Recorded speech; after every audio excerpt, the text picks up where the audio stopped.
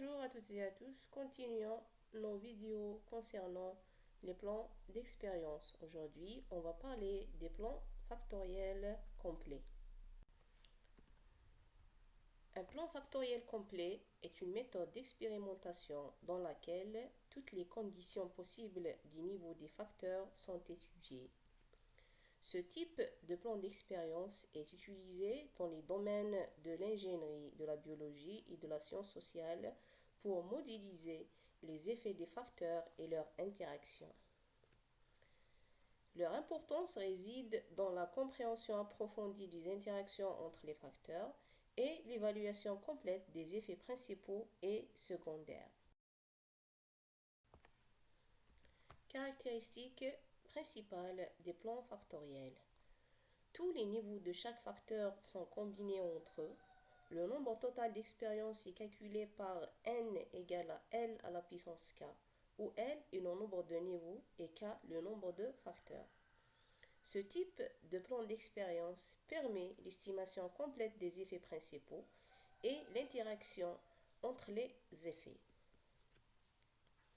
Leurs avantages résident dans l'exhaustivité des données collectées et l'analyse précise des interactions complexes. Les limites de ce type de plan d'expérience est la croissance exponentielle du nombre d'expériences avec le nombre de facteurs et le coût élevé en temps et en ressources.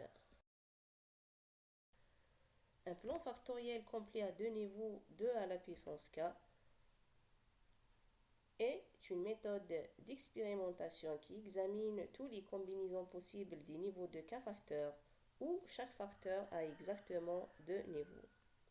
Ces niveaux sont souvent codés par -1 pour représenter le niveau bas et +1 pour représenter le niveau haut. Méthode de calcul de nombre total d'expériences. Le nombre d'expériences dans un plan 2 à la puissance k est donné par n égale 2 à la puissance k, où k est le nombre de facteurs étudiés. Toutes les combinaisons possibles des niveaux des facteurs sont testées. Cela permet d'évaluer les effets principaux des facteurs et l'interaction entre les facteurs jusqu'à l'interaction d'ordre k. La matrice des expériences dans le cas des plans factoriels complets. Les combinaisons des niveaux sont organisées dans une matrice appelée matrice des expériences ou matrice de conception. Une matrice d'expérience est une matrice qui répertorie toutes les combinaisons des niveaux des facteurs. Les étapes à suivre pour construire une matrice d'expérience sont les suivantes. Définir les facteurs et leurs niveaux.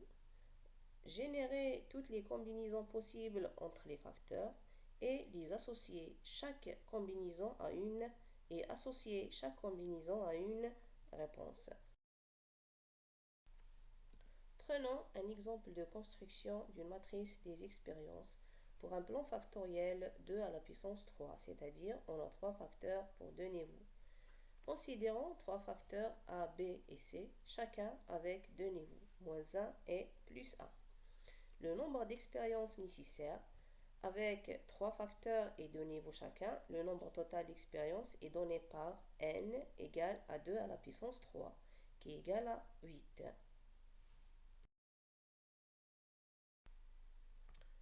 Alors, la matrice des expériences pour un plan factoriel de 2 à la puissance k est donnée comme suit. Comme vous voyez bien dans le tableau, on a un nombre d'essais de 8, c'est-à-dire on aura 8 lignes de la matrice.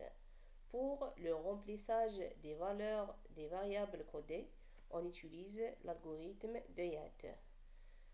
Alors, pour la première colonne, on doit la remplir en alternant entre -1 et +1. Pour la deuxième colonne, l'alternance sera faite entre 2 -1 et 2 +1. Pour la troisième colonne, pour la remplir, on doit alterner 4 moins 1 et 4 plus 1.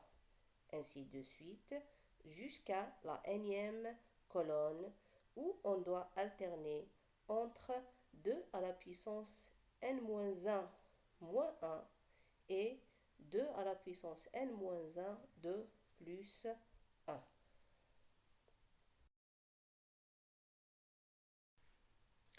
La représentation graphique des effets. Pour un plan factoriel complet à 3 facteurs, chaque combinaison des facteurs peut être représentée comme un sommet d'un cube expérimental dans un espace tridimensionnel. Les axes du cube représentent les 3 facteurs et les sommets correspondent à toutes les combinaisons possibles des niveaux bas, moins 1, moins 1 et des niveaux hauts, plus 1, plus 1, plus 1. Prenons un exemple de la représentation graphique des effets. Toujours, on va parler de l'exemple 1. Alors, ce cube représente la disposition des points expérimentaux d'un plan factoriel 2 à la puissance 3. Modèle mathématique. La structure générale du modèle. Les modèles mathématiques sont basés sur des modèles mathématiques linéaires qui relient les niveaux codés des facteurs à la réponse mesurée. Un plan factoriel complet à deux niveaux pour k facteurs peut être exprimé par un modèle mathématique de la forme y égale à a0 plus a1 x1 plus a2 x2 plus jusqu'à ak xk plus a2 a12 x1 x2 plus a13 x1 x3 plus jusqu'à a1k x1 xk. Le modèle mathématique contient 2 à la puissance k coefficients qui sont des inconnus symbolisés par m. L'ensemble des résultats d'un plan 2 à la puissance k conduit donc à un système de n égale 2 à la puissance k, équation à 2 à la puissance k inconnue m, où n égale à m. Cela si on n'en tient pas compte des erreurs expérimentales. Calcul des coefficients du modèle. Prenons l'exemple d'un plan factoriel 2 à la puissance 2. Le modèle mathématique est donné par y égale à a0 plus a1 x1 plus a2 x2 plus a12 x1 x2 plus epsilon. Les effets moyens d'un facteur. Les effets moyens d'un facteur au niveau moins 1 plus 1 correspondent aux moyennes des réponses pour chaque niveau, c'est-à-dire A1 moins égale à Y1 plus Y3 sur 2 et A1 plus égale à Y2 plus Y4 sur 2. Pour le deuxième coefficient A2 moins égale à Y1 plus Y2 sur 2, A2 plus égale à Y3 plus Y4 sur 2. Après, on va représenter ces valeurs dans une matrice d'expérience de 4 lignes et 3 colonnes. Pour les lignes, on va mettre le nombre des essais. Pour les colonnes, on va représenter chaque effet avec les variables codées.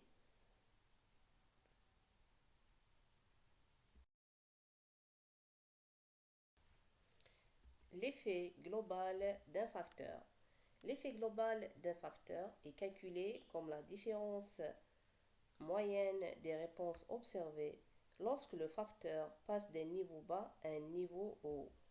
C'est une mesure quantitative de l'influence de ce facteur exercé sur la réponse.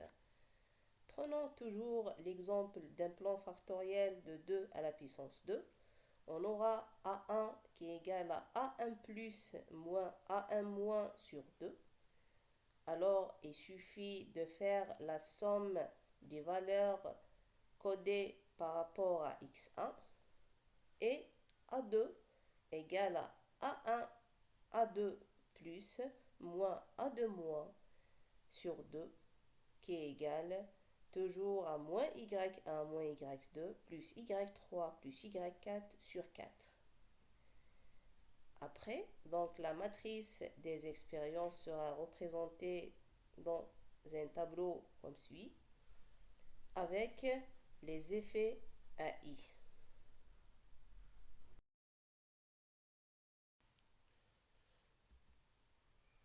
La réponse théorique est la moyenne de toutes les réponses observées.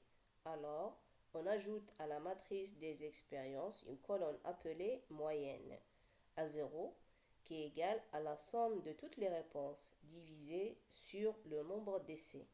Pour un plan factoriel de 2 à la puissance de toujours, on aura y1 à 0 égale à y1 plus y2 plus y3 plus y4 divisé par 4.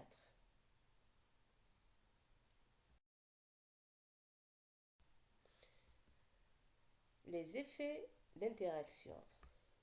L'effet d'interaction est noté comme suit x1, x2 jusqu'à xa. On ajoute à la matrice des effets une colonne nommée x1, x2, xk. Cette colonne est obtenue par le produit ligne à ligne des colonnes des facteurs. Prenons toujours l'exemple d'un plan factoriel de 2 à la puissance 2 pour facteur x1 et x2 avec interaction.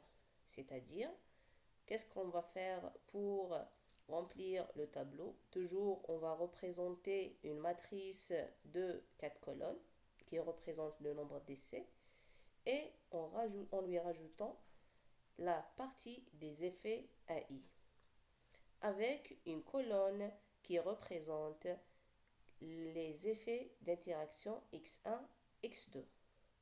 Pour le calcul de A1, 2,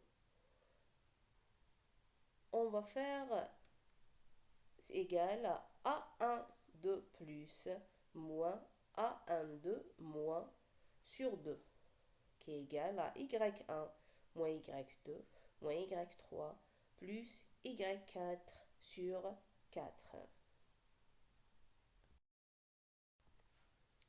Prenons un deuxième exemple d'un plan factoriel 2 à la puissance 3 pour 3 facteurs x1, x2 et x3. Le modèle mathématique de ce type de plan est donné comme suit. Y égale à A0 plus A1 x1 plus A2 x2 plus A3 x3 plus AN2 x1 x2 plus AN3 x1 x3 plus A2 3 x2 x3 plus AN2 3 x1 x2 x3. Alors la matrice des expériences est donnée comme suit. On a un tableau, une matrice de 8 lignes qui représentent les essais et différentes colonnes. Ces colonnes représentent les effets des facteurs. Donc on aura x0, x1, x2, x3 et x12, x13, x23 et x123. Avec une dernière colonne qui représente les réponses y, en rajoutant à la matrice des expériences une dernière ligne qui représente les coefficients du modèle.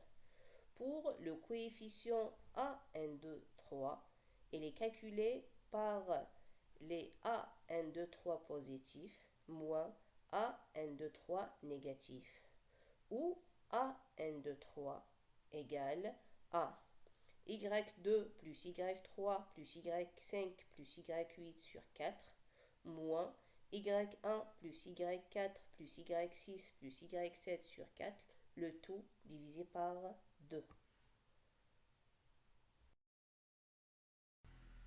Par ce, je termine et merci de votre attention.